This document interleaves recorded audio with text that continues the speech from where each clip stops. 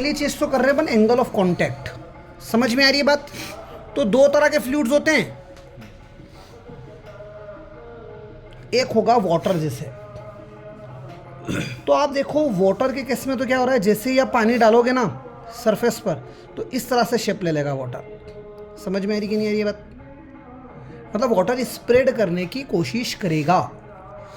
तो ये है लिक्विड और ये सॉलिड है। टेबल है ना, मतलब टेबल के ऊपर पानी का ड्रॉप डाला, तो लिक्विड और सॉलिड में सरफेस टेंशन होगा S, solid liquid SSL। S मतलब सरफेस टेंशन हो गया, सॉलिड लिक्विड इंटरफेस की बात हो रही है। तो इधर आप देखो एयर और लिक्विड, तो surface tension of liquid and air. नहीं समझ में आ रही है बात? आई एम सो सॉरी, ये क्या है? Solid and air, surface tension of solid and air. और यहां से टेंजेंट बनाओगे इस करो पे इस दिशा में, तो ये सरफेस टेंशन हो गया था लिक्विड और एयर का। इतना समझ में आई बात? ये थीटा है। थीटा कैसा एक्यूट एंगल है। जब भी थीटा एक्यूट हो तो वो लिक्विड पानी की सरफेस पर फैलने की कोशिश करेगा। अगर ऐसा लिक्विड, मान लो छत पे ऐसा कोई लिक्विड डुल गया, समझ में आ रही है बात? आसपास की बड़ी बिल्डिंग है, वहाँ टैंकर्स हैं, टैंकर्स में ऐसा कोई लिक्विड भरा हुआ है, वो आपकी छत तक स्पेल हो जाता है, तो वो दीवारों में लीक करके अंदर आएगा कि नहीं आएगा? अगर उसका angle of contact theta acute है तो ऑब्वियस बात है कि वो अंदर आएगा। पल्ले पड़ गई पिक्चर। मैं अगर एंगल रिजॉल्व करूँ तो ये क्या हो जाएगा? Surface tension of solid and air interface is equal to surface tension of solid and liquid interface. और थीटा के साथ वाला क्या हो जाता है रेजोल्यूशन करने पर? Cos theta. तो ये नीचे आके इसी दिशा में एक और मुझे क्या मिलेगा?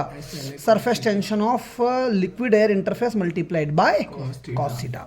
ये बात समझ में आई कि नहीं आई? कहानी क्लियर है? नेक्स्ट मरकरी वाला केस ले लीजिए आप। कॉस नहीं, ये एडेसिव होगा। कोहेसिव मतलब तो खुद अपने पार्टिकल्स में ये आके इसके खुद के इंटरमोलिकुलर पार्टिकल्स में इतने फोर्स ऑफ अट्रैक्शन इतना कमज़ोर है कि जब ये सरफेस पर गिरा वाटर के ड्रॉप्स तो उसने सरफेस के साथ कांटेक्ट बनाना प्रीफर किया, तो एडहेसिव फोर्स बनता है। जब अलग अलग मटेरियल के पार्टिकल्स में फोर्स बन जाए और वो खुद के पार्टिकल्स का फोर्स छोड़ने की कोशिश करे, तब जो नया फोर्स जनरेट होता है डिफरेंट डिसिमिलर पार्टिकल्स में, वो एडहेसिव होता है। समझ में आ रही कि नहीं आ रही है बात? अब बात आती है मरकरी के केस में। आपने मरकरी का ड्रॉप डाला, समझ में आ रही है बात? तो इस केस में आपने एक चीज तो देख ली। यहां पर आ जाओ, मरकरी वाला केस लिया। मरकरी को जब आप सरफेस पर डालोगे तो वो स्फीयर बना लेगा, वो इस सरफेस पे स्प्रेड होने की कोशिश नहीं करेगा। समझ में आई बात? इसको आप तोड़ भी दोगे तो अलग अलग स्फीयर्स बन जाएंगे, लेकिन वो इस सरफेस के साथ एडहेसिव फोर्स नहीं बनाएगा, क्योंकि इसके खुद के इंटरमोलिकुलर पार्टिकल जो हैं, इंटरमोलिकुलर पार्टिकल्स, उनके अंदर जो अट्रैक्शन फोर्स है वो बहुत ज़्यादा है। जब सिमिलर टाइप के पार्टिकल्स में फोर्स लगे, कोहेसिव फोर्स। अब ये लिक्विड है और ये सॉलिड है, तो इधर क्या हो जाएगा? Surface tension between solid and liquid interface. इधर हो जाएगा एयर और सॉलिड के बीच में, सरफेस टेंशन सॉलिड और एयर के बीच में। और यहां टेंजेंट कैसे बनाओगे? इस दिशा में बनती हुई नजर आएगी, तो ये हो जाएगा surface tension between liquid and air. इतना समझ में आ गया? अब यहां थीटा देखो ऑब्ट्यूज दिख रहा है आपको, मोर देन 90 डिग्री दिख रहा है। रिजोल्व करेंगे तो इधर ही आएगा। Surface tension between solid and air interface will be equal to surface tension between solid and liquid interface. Theta resolve होगा, ये नीचे आ जाएगा, तो प्लस में लिखेंगे surface tension of liquid and air interface multiply में कॉस थीटा। एंगल जब भी ऑब्ट्यूस हो जाए, मतलब ये जो फिक्स सीट वगैरह आते हैं छत पे डालने के लिए ताकि लीकेजेस वगैरह ना हो, ये लिक्विड ही तो था, या ऐसे लिक्विड्स जिसको किसी सरफेस पर डालोगे आप, एंगल ऑब्ट्यूस आए, उसका एंगल ऑफ कांटेक्ट। समझ में आ रही कि नहीं आ रही है बात? जब एंगल ऑफ कांटेक्ट ऑब्ट्यूस आए तो आप कहेंगे कि यार वो वाटर प्रूफिंग में काम आएगा। समझ में आई बात? तो यहां पर हम क्या पढ़ रहे थे? Angle of contact. तो आपसे सिर्फ एंगल ऑफ कांटेक्ट की डेफिनेशन कोई पूछे तो आप लिखिएगा angle between tangent to the liquid surface, tangent to the liquid surface, angle between tangent to the liquid surface at the point of contact. कहां पर? पॉइंट ऑफ कांटेक्ट पर, and point of contact and तेरा बाकी था। And solid surface inside the liquid, solid surface inside the liquid मतलब ये वाला, समझ में आ रही है बात? Solid surface inside the liquid, so point of contact पर टेंजेंट और angle between solid surface inside the liquid मतलब एसएल वाला, इनके बीच में जो एंगल बनेगा टेंजेंट और एसएल वाले के बीच के एंगल को हम क्या बोलेंगे? एंगल ऑफ कांटेक्ट कहेंगे। इतना समझ में आया?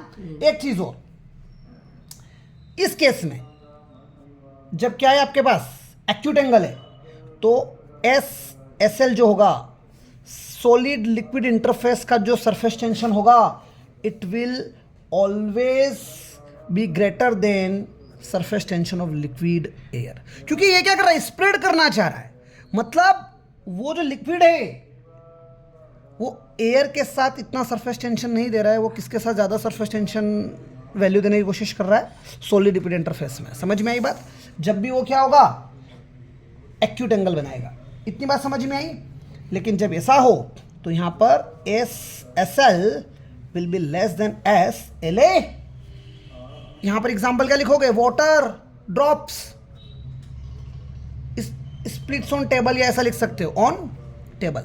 यहाँ पर लिखते हो water drops on leaves of lotus, मतलब कमल के फूल के पत्तियों पर पानी की बूंदें कैसी दिखती है। समझ में आ रही है बात? या मरकरी ऑन टेबल, समझ में आई बात? इनके सिग्निफिकेंस भी लिख कर आओ, खाली एंगल ऑफ कांटेक्ट पूछ दे तब भी एक बात और लिख कर आओ कि सिग्निफिकेंस क्या क्या है। सिग्निफिकेंस क्या क्या है?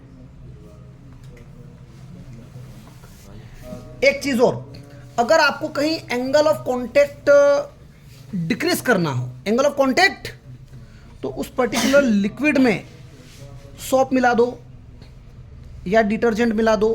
क्या मिला दो? तो आप क्या करेंगे? सोप या डिटर्जेंट मिला देंगे। तो ये वेटिंग एजेंट्स हैं। ये कैसे एजेंट्स हैं? Waiting agents. वेटिंग एजेंट्स हैं तो वो एंगल ऑफ कांटेक्ट को क्या करेंगे? डिक्रीज कर देंगे। जबकि वाटर प्रूफिंग एजेंट जो होंगे उनका एंगल ऑफ कांटेक्ट क्या होगा? बहुत लार्ज होगा। Water proofing agents. इतनी बात समझ में आई कि नहीं आई? ये पिक्चर हो गई थी एंगल ऑफ कांटेक्ट की। अब मैं एक्सप्रेशन बता रहा हूं आपको सरफेस एनर्जी का।